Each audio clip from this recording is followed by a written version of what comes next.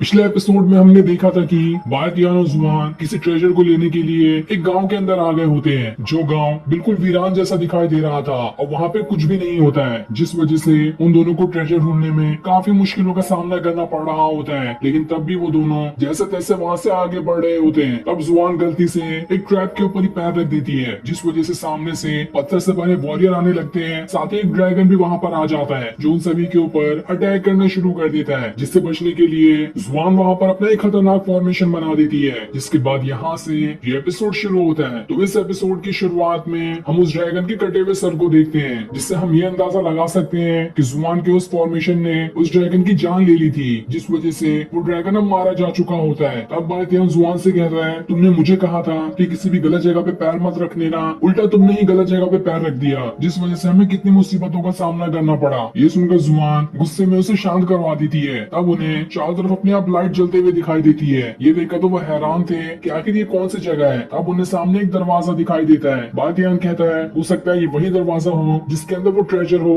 जिसे तुम लेने के लिए यहाँ पर आई हो, इसलिए हमें कैसे भी करके इस दरवाजे को खोलना पड़ेगा ताकि देख सके कि इसके अंदर क्या मौजूद है। जिसके बाद वो दोनों उस दरवाजे के पास आ जाते हैं और चारों तरफ देखना शुरू कर देते हैं कि आखिर यहाँ पर इस दरवाजे को खोलने का कोई रास्ता भी है या फिर नहीं, या उन्हें अपनी पावर की मदद से इस दरवाजे को तोड़ना पड़ेगा। तब काफी देर ढूंढने के बाद उन्हें न ही कोई चाबी दिखती है, न ही कोई ऐसा हैंडल दिखाई देता है जिसकी मदद से दरवाजे को खोला जा सकता है। इसलिए जुबान वहाँ पर अपनी पावर का इस्तेमाल करना शुरू कर देती है और उस दरवाजे के ऊपर लगातार कई सारे पंच मारना शुरू कर देती है ताकि उसके पंच की वजह से वो दरवाजा टूट जाए। तब इस चीज को देखकर बायतियान उससे कहता है, ऐसे पंच से हड्डियां टूटती है लेकिन पत्थर का दरवाजा नहीं टूटता, तुम्हें और ताकत लगानी पड़ेगी इस दरवाजे को तोड़ने के लिए। जिसमें जुबान कहती है, तुम खड़े खड़े कुछ कर तो नहीं रहे हो, उल्टा मेरा मोटिवेशन खत्म कर रहे हो, इसलिए चुपचाप शांत खड़े रहो वहाँ पर, मैं कैसे भी करके इस दरवाजे को तोड़ने की कोशिश करती हूँ। जिसके बाद वो अपनी स्वॉर्ड की पावर का इस्तेमाल करना शुरू कर देती है और एक बहुत ही खतरनाक अटैक उस स्वॉर्ड से लेकर सीधा दरवाजे के ऊपर ही कर देती है, जहाँ वो अपनी स्वॉर्ड को दरवाजे के अंदर घुसाते हुए उस दरवाजे को शुरू से लेकर आखिरी तक की चीर देती है ताकि इससे वो दरवाजा टूट जाए। लेकिन दरवाजे को तो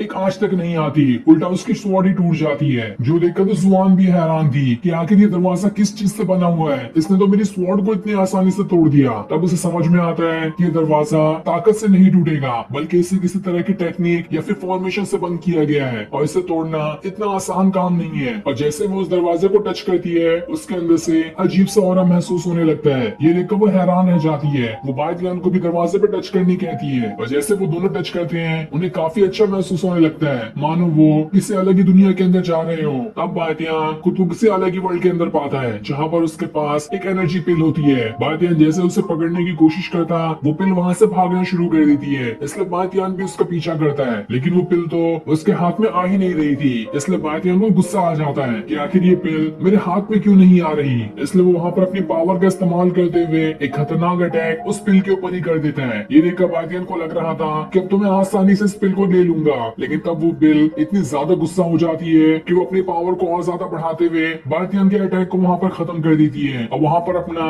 एक भयानक रूप ले आने लगती है। साथ ही जुबान भी उसी वर्ल्ड के अंदर पहुंच चुकी थी जहाँ वो एनर्जी पिल बहुत ही बड़ी हो गई होती है और वो बिल्कुल भवंडर जैसी दिखाई दे रही थी। उसके अंदर से बिजलियां निकलकर बायतियान और जुबान के ऊपर अटैक कर रही होती है, क्योंकि अब उस पिल को बहुत ज्यादा गुस्सा आ चुका था कि आखिर बायतियान ने उसके ऊपर अटैक क्यों किया। वो सभी के ऊपर बिजलियों की बारिश की जा रही होती है ताकि उन सभी को यहाँ से जान से मार सके। और जैसे खतरनाक वाला अटैक सीधा बायतियान के ऊपर लगने वाला होता है कि तभी वहाँ पर ज़ेंतियान आकर बायतियान को बचा लेता है और वो उससे कहता है, आगे से अपने आप को बचा कर रखना, क्योंकि अगर तुम्हें कुछ हुआ तो इससे मैं मुसीबत में पड़ सकता हूँ। जिसके बाद वो वहाँ पर अपने एक बहुत ही भयंकर वेपन को ले आता है और वो वेपन बहुत ही ज्यादा पावरफुल दिखाई दे रहा था। वो अपने वेपन से एक ही खतरनाक अटैक जमीन पे मारता है कि वो एनर्जी पिल एकदम ज्यादा ही शांत हो जाता है और वो वापस से अपने असली फॉर्म में आ चुका था जहाँ वो एक छोटा सा पिल बन गया होता है। जिसके बाद ज़ेंतियान उस पिल को बायतियान को दे देता है और उससे कहता है, इसे आराम से महसूस करो, इसके ऊपर गुस्सा दिखाने की कोई जरूरत नहीं है। तो वही एक पिल जुबान के पास भी आ गई होती है और दोनों इस पिल को आराम से महसूस कर रहे होते हैं कि आखिर इस पिल के अंदर है क्या। तब बायतियान के सामने वाली पिल अपने आप को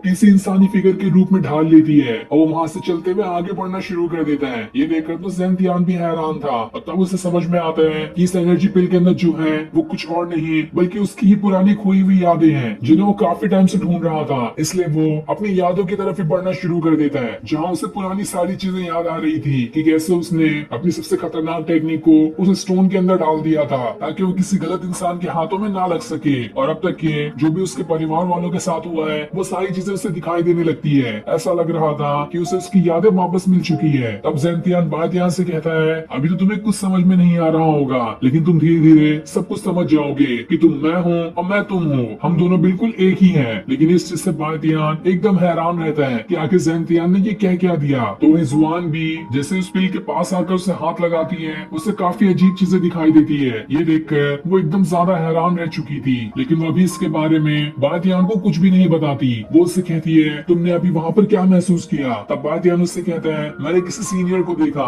जो मुझसे काफी अजीब बातें कर रहे थे। उन्होंने कहा कि मैं वो हूँ और वो मैं है। मुझे ऐसा महसूस हो रहा है कि हजारों सालों पहले हम दोनों बिल्कुल आपस में कनेक्ट थे, लेकिन मुझे याद ही नहीं आ रहा कि वो कौन है। मुझे पुराना कुछ भी नहीं याद है। पर अभी जुआन बातियान को वो कुछ भी नहीं बताती जो उसने उस एनर्जी पिल के अंदर देखा, और वो यहाँ पर अपनी बात घुमा देती है, जिसके बाद वो वहाँ पर अपना एक फॉर्मेशन बनाने लगती है ताकि उस फॉर्मेशन का इस्तेमाल करते हुए इस दरवाजे को तोड़ सके। लेकिन दरवाजा तो नहीं टूटता। उस फॉर्मेशन के झटके की वजह से बातियान वहाँ से उड़कर दूर चला जाता है, जहाँ वो जुआन से कहता है, इस ट्रेजर मिलने से पहले तुम मेरा सर जरूर फोड़ दोगी। तब जुआन उससे कहती है, तब से तुम खाली बोले जा रहे हो और कुछ तो तुमने किया नहीं। तो अब ठीक है, तुम मुझे करके दिखाओ कि तुम्हारे पास कितनी पावर है। अपनी पावर का इस्तेमाल करो और इस दरवाजे को तोड़ने की कोशिश करो। जिस पर बातियान कहता है, तो ठीक है, अब मैं ही इस दरवाजे को तोड़ कर दिखाता हूँ। जिसके बाद वो उस दरवाजे के सामने आकर खड़ा हो जाता है और वो भी अपनी वहाँ पर पावर्स को एक्टिवेट करना शुरू कर देता है, और फिर एक बहुत ही भयंकर वाला अटैक उस दरवाजे के ऊपर ही कर देता है। ये सारी चीज देखकर तो